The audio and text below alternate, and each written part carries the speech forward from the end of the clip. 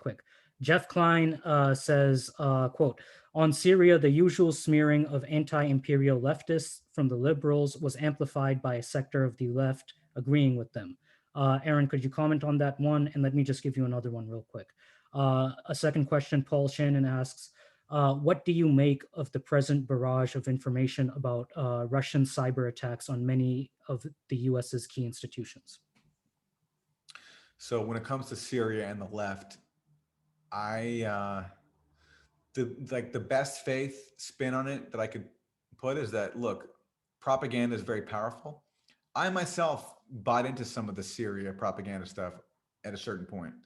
So I can't like condemn everyone who gets duped by it. It took me a while to go do my own independent reading and you know, um, like I saw my friends Ben Norton and Max Blumenthal and Ronnie Akala getting attacked and smeared, and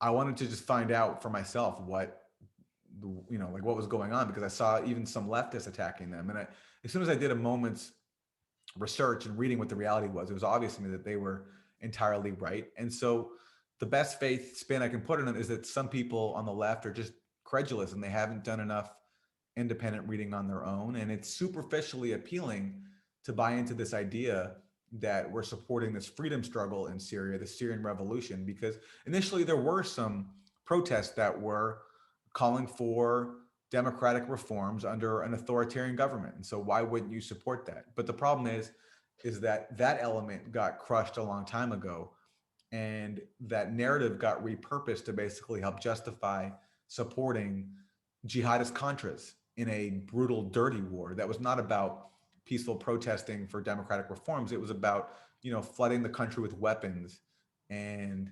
militias, and that's not a peaceful revolution, and it's not something that I want to support, because what right do we have to destroy a country with billions of dollars via the CIA? I mean, I just don't accept our right to do that. And you don't have to like Assad or be a fan of his government to believe that we don't have the right to do that.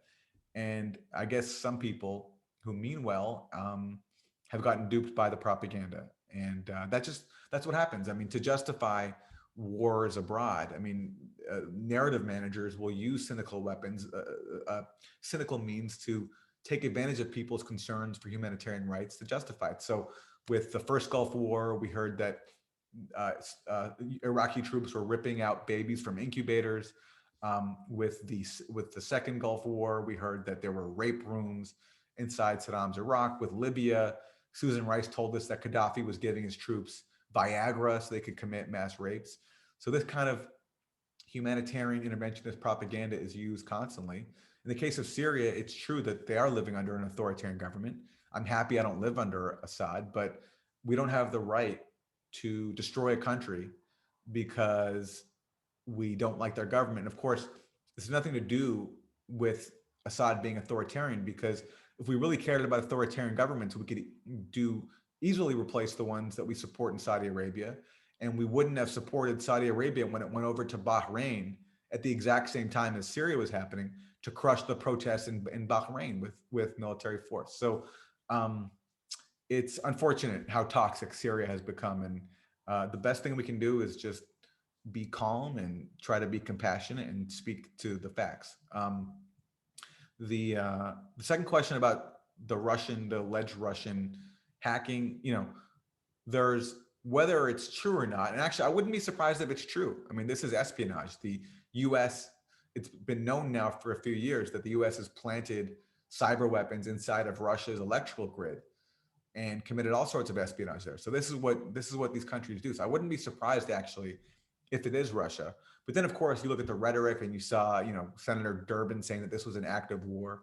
So of course, Cold War hawks are going to use this to justify increased militarism, increased surveillance. In fact, there was a long article recently in the New York Times where they gave some clues as to what I think part of the agenda is here, what this will be weaponized for.